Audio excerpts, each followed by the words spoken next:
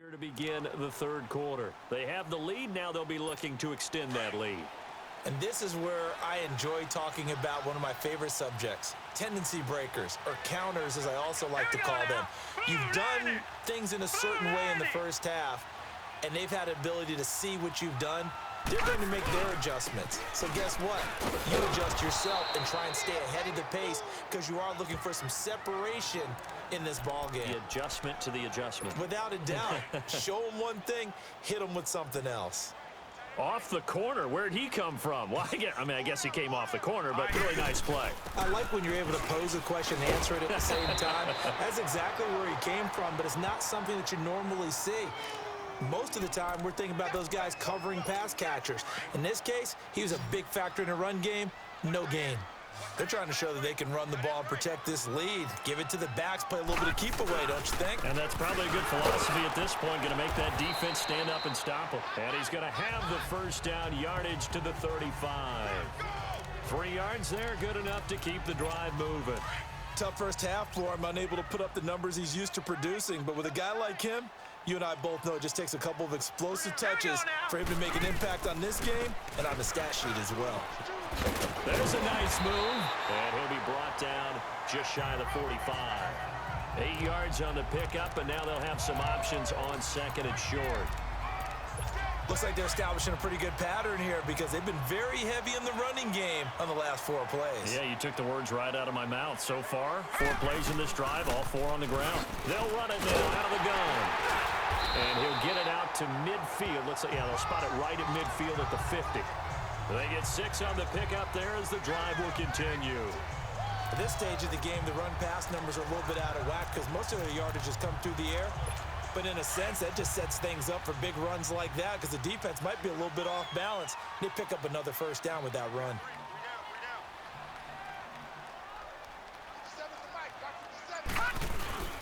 Now the first carry for Bush. Sheds off the tackle, and he's corralled, but not before getting it inside the 35. Pittsburgh getting 16 yards there and also a first down. Well, that's the desired outcome coming out here in the second half of being able to run the football and establish a little bit of pace and maybe even a bit of dominance at the line of scrimmage. And they want that to continue. Way too early to think about this being ball control time. But the way they're running it, you got to think they may want to continue that and see if they can go ahead and grind their opponents into submission. 5 yards on the catch there, brings up second down. Brandon, perfect defense in this situation would have meant that there was an incompletion. They would have picked it off. Okay, so they gave up the completion. But I really enjoyed watching how the defense stayed in sync, stayed in great communication. And as he dragged across each zone, you see him pointing, communicating. There he is, and they passed him off to each defender. Ended up making a nice play, even though it was complete. They just do get the play off as he'll look to throw. And he'll go out of bounds in the red zone just inside the 20. What a methodical drive this is turning out to be. That time 9 yards, and the sticks move again. And the tight end is certainly a position built to move the chains because they can control space underneath. If they've got good hands, then, of course, they're a dynamic target. But one other thing is they're right in the sight lines of a quarterback on just about every play. And that makes it easier for the quarterback to pick him out and deliver. Throws a quick hitter on the slant. That's complete. And they work this near the 5. He'll be stopped at the 6. A solid pickup at 13 sets him up first and goal. And a good quarterback facing zone coverage. If he has just a little bit of time to survey the scene, that's what's going to happen. No doubt about it. If there's no pressure, he's going to continue to pick them apart because he'll have all that time to find someone open downfield. He can only cover for so long. So maybe they want to go to a zone blitz scheme, get a little bit more pressure. Remember when Carolina did that against Denver? They lost the game ultimately. They dropped the defensive end out, and he ended up with an interception in that game in Super Bowl 50. Maybe some sort of scheme like that to try and get more pressure at the passer.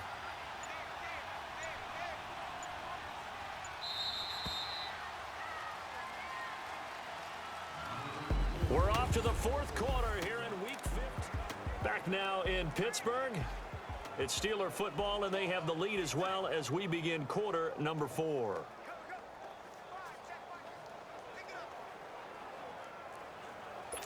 Another shot from the 9 on second and goal.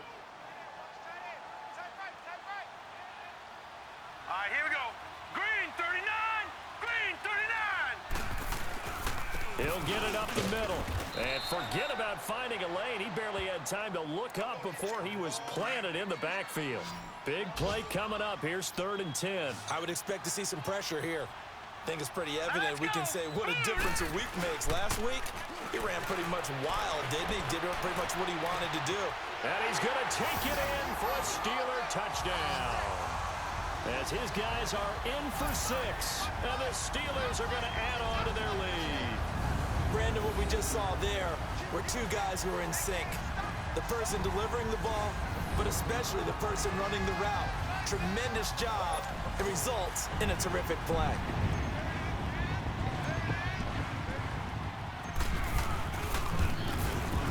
Elliott good on the extra point, and that pushes the lead up to 11.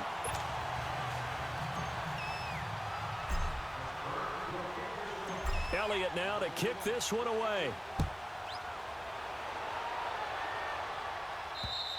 And that'll carry over the back line of the end zone for a touchback. Defensively, you said coming in earlier in the broadcast, the magic number was 20 points for you. That's what you thought they would have to hold this offense to, or less than that. And, wow, they've done that in a big way, haven't they? Not only have they done it, they put themselves in a great position to win this one because holding them down was paramount. If they could get it done, well, guess what? We see the end result. Right now, they have their eye on victory. And leading here in the 4th. Right, here we go. They'll come out throwing here on 1st down. Throwing over the middle, but it's incomplete. Basically, you're not going to outwork two guys very often. Double coverage. I thought he was going to go somewhere else for the football. I get it. That's a stud wide receiver. You want to try to get him the football. Yeah, sometimes you rely on him a bit too much. You forget the other options that are out there. Now he'll look to throw here on 2nd and 10. Finding his safety valve here. That's complete. He lost 4 there, and it's 3rd down. The Texans on 3rd down. They've converted 3 out of 5 thus far. This is 3rd and 14. Hurry up, here we go. They'll drop to throw. And this is going to be incomplete. Whenever they're trying to attack a zone defense, you're trying to figure out where your gaps are going to be. And depending on what type of zone they're playing, it could be on the outside, it could be in the middle, it could be in the seams, in the edges. In this case, they tried to attack the middle of the field, but this zone defense didn't allow it because they were able to see the ball come off the quarterback's hands, and everyone was able to react to the football and knock it away. Now they go for it on 4th, but this one is going to wind up incomplete. So they really needed points here in a 2-score game. Could not come away with anything there on 4th. And while we know they're a little bit discouraged here, they can't check out of this game. You and I have called a good number of games over the course of our career where we've seen these types of situations. Teams get the ball back, and that miracle does occur. So they can't let that dream go just yet. They have to get stout on defense here. Yeah, right now really hoping for a turnover.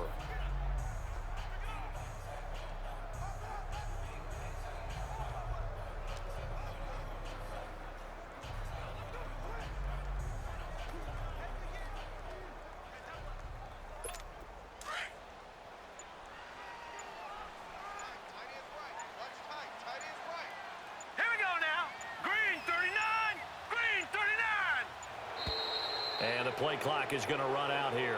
They're in no hurry to get a play off. Delay of game, offense. That's going to set him back 5 yards. Still 2nd down.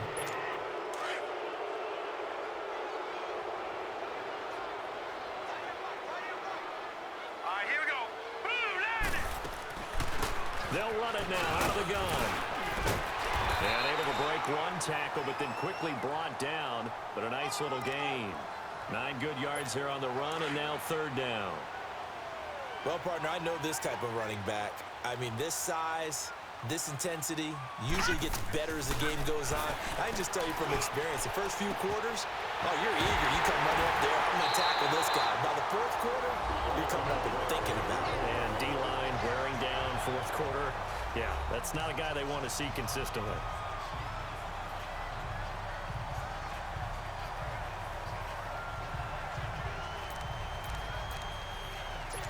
A good chance now to put this game on ice. This is 1st and goal. They come out here in the eye. Green, 39.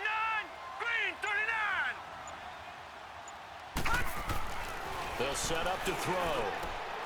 Got his man. It's caught for a Steelers touchdown. In for the score. And the Steelers find a way to stretch their lead. And for them, this train, it just keeps rolling, doesn't it? Well on their way to yet another victory. Yeah, it's almost a runaway, isn't it? And you just wonder how anyone could stop this. They got full momentum going, full confidence going. But it's not just their own confidence that is leading them. It's the lack of confidence against their opponents now because they see them coming and think, we've got no shot to beat this team. Elliott now to kick this one away. And this will be a touchback as that sails over the end line. And now out comes Houston. And last time this unit was out here, costly turnover, and then that turned into 6 points. They've got to make amends. And how many times have we sat in meetings with coaches and they use the term complementary football? Offense take care of the defense, defense take care of the offense. That didn't happen on the last possession. This is a chance for them to pick themselves back up and help their team. Yeah, we'll see if they can recoup and recover. Over the middle, complete. That's Elliott. And he's taken down but able to slip across the 35. Give him 13 yards on the opening play of the drive and also give him a first down. This quarterback now 5 straight completions here in this second half. 1st and 10. Now they'll run on the draw. And he's going to be met at the line of scrimmage and taken down. No gain on the play as we have reached the 2-minute warning. Time for a break. We'll come back and see this one out after this. They'll run it now out of the gun. And he'll be taken down, but not before he gets into enemy territory. A fresh set of downs on a gain of 13 there for the Texans.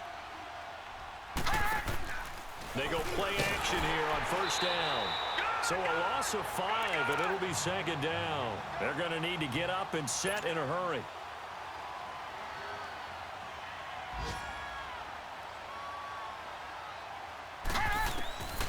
Now they'll throw here out of the gun. And that one got tipped. Kind of threw everything off. It brings up 3rd.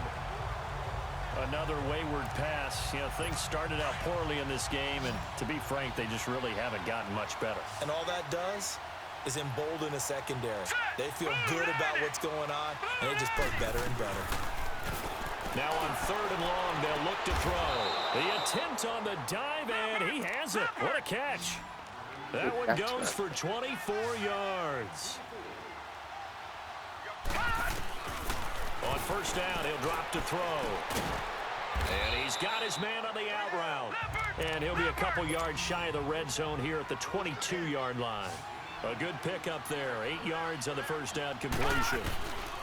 They'll look to throw. Throwing over the middle, and it's incomplete.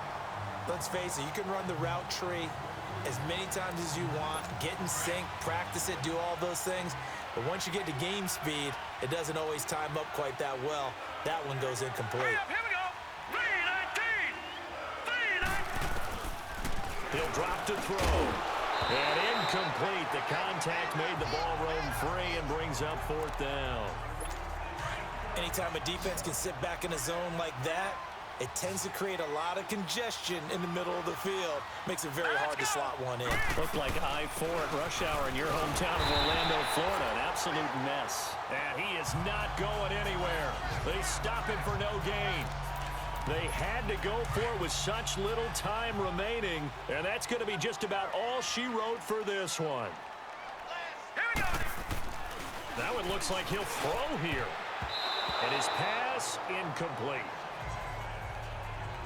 Nice play there to force the incompletion. And to me, one thing's for sure. When you're the underdogs and you're playing on the road, you absolutely have to get takeaways. You've got to get the ball from them. Yeah, win that turnover battle, going to be key. They didn't get one there, but you get the feeling they keep it all bottled up. Fumble! It's out. It's loose. On plays like this, where the ball comes free, it's often unusual for the team that lost it to get it back. Because this is the quarterback. The ball gets away from him. Everyone else is trying to execute what they're supposed to do on offense. They're usually looking in the other direction, downfield, or have moved away from him. In this case, though, a teammate is able to come up with the ball.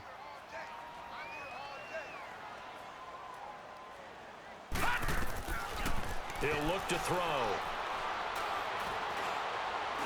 Trying to lay one up deep. And that is going to be pulled in one-handed. Wow. What a catch. They give him a gain of 37. Well, it's one thing to grab it with one hand, but when you make a catch of that distance, quite another. Yes, sir. I mean, that one right there, we keep talking about the high-flying antics that we're seeing from receivers nowadays. Doesn't matter what spot they start in. But when it actually does happen in the heat of battle, brings me right out of my seat.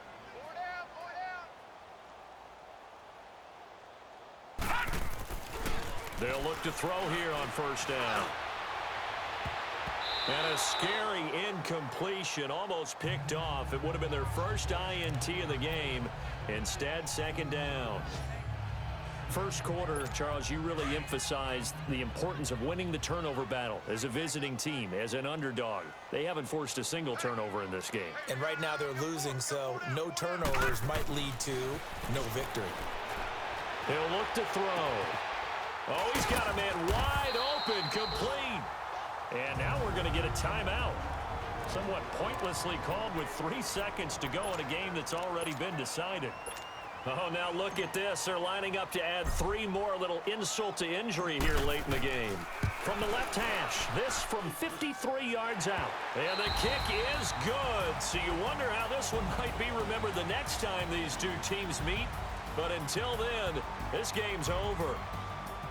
And, Charles, I think when the schedule comes out, all teams, no matter where they're predicted to finish, talk about protecting your home turf. They were able to do that here in this one. Similar to a tennis match, right? Not letting them break your serve. That way you hold on to it. They got it done, and they feel very good about that victory. So for the Steelers, they move ever closer to the perfect regular season as they run things to 14-0. And they will hit the road next week for a date with the Cleveland Browns. Meanwhile, for the Texans, they'll drop to 10-4 on the year. And they'll have a chance at